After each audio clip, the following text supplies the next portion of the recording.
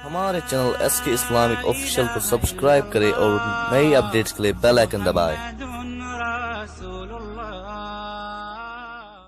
مفتی صاحب میری بیوی 8 مہینے ہو گئے اپنے باپ کے گھر جا کے بیٹھ گئی اور بول رہی ہے کہ میں پردہ نہیں کروں گی، بھلے سے آپ مجھے طلاق دے دو۔ اب آپ مشورہ دیں میں کیا کروں؟ پردہ تو اللہ نے فرض کیا۔ پہلے پردہ کرتی تھی جب شادی ہوئی تھی، اس وقت آپ نے کہا تھا مجھے پردے دار لڑکی چاہیے ہے بھائی۔ اگر پہلے پردہ کرتی تھی، اسی بیس پہ شادی ہوئی، اب نہیں کر رہی، تو آپ کا حق بنتا ہے کہ آپ اس پہ کیا کریں؟ سختی۔ اگر پہلے پردہ نہیں کرتی تھی، آپ نے ایز اٹ از کو قبول کیا، اس کا مطلب آپ بھی مینٹلی طور پہ ریڈی تھے، وہ بھی ذہن میں تھا کہ مجھ سے پردہ نہیں کروائے گا۔ اب آپ گن پوائنٹ پہ پردہ کروائیں گے تو یہ کام آگے چلے گا نہیں۔ سمجھتے وہ کہے کہ بھائی جب تم نے پردہ کروانا تھا تو پردے والی لے آتے نا۔ نہیں آ رہی سمجھ میں تو رہنے دو۔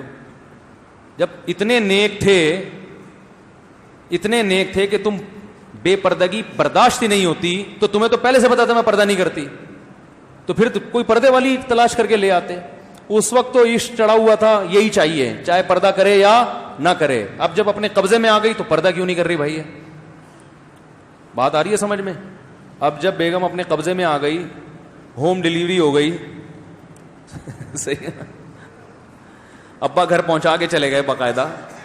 ہوم ڈیلیوری کے بعد جب مکمل قبضہ ہو گیا، اب آپ کو اعتراض ہو رہا ہے پردہ کیوں نہیں کرتی؟ تو وہ بولے کہ بھائی یہ اعتراض پہلے ہوتا نا۔ تو اگر پہلے اعتراض نہیں ہوا تو اب آپ زبردستی نہیں کر سکتے۔ ہاں محبت سے ضرور سمجھائیں، بیانات خود نہ سمجھائیں۔ بیوی کی عادت ہوتی ہے جو چیز خود سمجھاؤ گے اس کا الٹ چلے گی، وہ لازمی۔ اس کو کہیں شیطان نے یہ دماغ میں ڈال دیا ہوتا ہے کہ میرا میاں کبھی بھی صحیح بات نہیں کرے گا۔ اس کو آپ یہ بولو کہ تم بیگم مجھے یہ سر پہ 1 منٹ کے لیے بھی دوپٹہ برداشت بولو نہیں ہے۔ ہم کوئی مولوی خاندان کے لوگ ہیں، اس طرح سے بولو گے نا تو موٹی موٹی چادریں سر پہ ڈالنا شروع کر دے گی آپ کو تپانے کے لیے۔ ٹھیک ہے، آپ بول رہے ہو کہ یار ان کو مفتی صاحب کو ہمارے گھر کا پتہ کیسے چل گیا؟ یہ سب باتیں تو بالکل صحیح کر رہے ہیں۔ تو یہ ہوتا ہے، جو بولو گے الٹا چلے گی۔ عورت تو میاں کو مانتی کہاں ہے، وہ کہ تو کون ہے، تیری اوقات کیا ہے؟ وہ نیک ویک آدمی گھر سے باہر ہوتا ہے میرے بھائی، گھر میں کوئی نیک نہیں ہوتے، سب گھر کے باہر کی باتیں ہیں۔ میں بہت اچھا، بہت زندہ، باقی عورت وہ ٹیڑے والا قصہ جو ہے نا، وہ ٹیڑے اڑ رہے تھے، وہ سوچ لیا کریں۔ تو اس لیے اب حل یہ ہے کہ خود نہ سمجھائیں، علماء کے بیانات لگا دیا کریں، تبلیغ والوں تبلیغ میں لے کے جائیں اس کو، وہاں وہ بیان سنے گی۔ اب اس طرح سے آہستہ آہستہ اس کو دین پہ لانے کی کوشش کریں، دعائیں مانگیں، بہت دعاؤں کا بڑا اثر ہوتا ہے، اور بیانات سنوائیں علماء کے۔ خود بولیں گے، جتنا بولیں گے اتنا ہی ضد میں آئے گی، وہ بڑی ضد پنا چل رہا ہے آج کل مارکیٹ میں۔ جتنا سمجھائیں گے نا اتنی بے پردگی پر اور مضبوط ہو جائے گی، اور ایک وقت آئے گا کفر بولنا شروع کر دے گی، پھر وہ بولے گی اسلامی کو نہیں مانتی۔ یہ مارکیٹ میں ہو رہا ہے یہ۔ تو بڑے ٹیکنیکل طریقے سے، سیاست سے بالکل چھوڑ دیں اس ٹاپک کو۔ علماء کے بیانات کسی بزرگ کے پاس لے جایا کریں، ان کے بیانات سنوائیں۔ یہ سب سے بہتر راستہ ہے خواتین کو انسان بنانے کے لیے، تبلیغی جماعت میں لے جاؤ۔ 3-4 دن جب دیکھیں گی نا سب برقعے میں، اسکارف میں، اللہ رسول کی باتیں، ایسا سکون ملے گا، اس کا دل چاہے گا کہ میں بھی۔ ہمارے ایک دوست تھے، انہوں نے واقعہ سنایا کہ میں جب کہیں بیرون ملک تبلیغ کے لیے گئے اپنی اہلیہ کے ساتھ، لیبیا تھا، کوئی عرب کنٹری تھا، تو ایک عرب سے ملاقات ہوئی۔ اس نے کہا میں اپنی بیوی کو حج پہ لے کے جا رہا تھا، یہ حج پہ نہیں گئی۔ ایک باپردہ خاتون ملی نا، فل اسکارف میں، فل پردے میں، تو عرب نے تعارف کروائی میری وائف ہے، ایک دور تھا میں اس کو حج پہ لے کے جا رہا تھا اپنے خرچے پہ، یہ حج پہ نہیں گئی کہ وہاں اسکارف لینا پڑے گا۔ اتنی پردے سے نفرت کہ وہاں کیا کرنا پڑے گا؟ اسکارف۔ حج پہ نہیں، حج تو فری کی آفر آ رہی ہے، کون چھوڑتا ہے؟ اتنے دنوں کے لیے بھی اسکارف برداشت نہیں تھا۔ کہہ رہے تبلیغ جماعت والے آئے، ان میں خواتین بھی تھیں، اس کو میں نے ویسے ہی بٹھا دیا، میں نے کہا سلام دعا کر کے آ جاؤ، اور پھنس گئی۔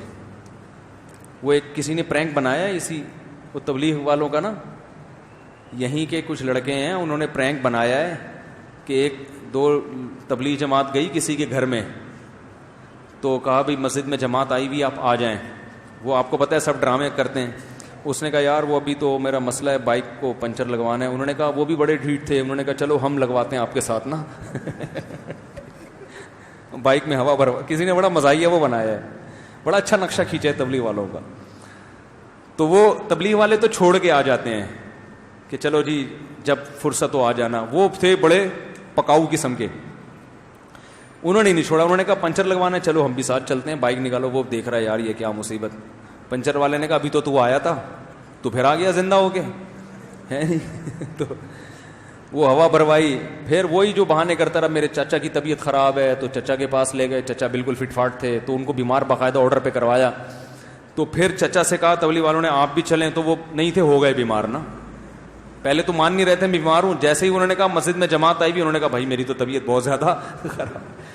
بالآخر اس کو لے گئے, وہ کسی طریقے سے نا گھسیٹ کے لے گئے. اب جب لے گئے تو چلہ لگوا دیا. چلے کے بعد اب یہ وہی کام کر رہا ہے جو دوسرے گھر. تو کسی کے گھر گیا, دروازہ نوک کیا, ہاں بھائی جماعت آئی ہوئی. اس نے کہا بائک میں ہوا نہیں ہے. اس نے کہا بھائی تو آخر میں ادھر ہی آئے گا, ٹھیک ہے, ٹائم ویسٹ نہ کر. میری بھی بائک میں ہوا نہیں تھی, میرے بھی چچا بیمار تھے, پہلے وہ مان نہیں رہے تھے, پھر وہ ہو گئے, تو تیرے بھی ابھی کوئی پھپھو بیمار ہوں گی, تو بہتر یہی ہے کہ اپنا ٹائم بھی بچا اور ہمارے کچھ آ جا. تو ایک دفعہ جانے کی دیر ہوتی ہے, اس کے بعد گیا.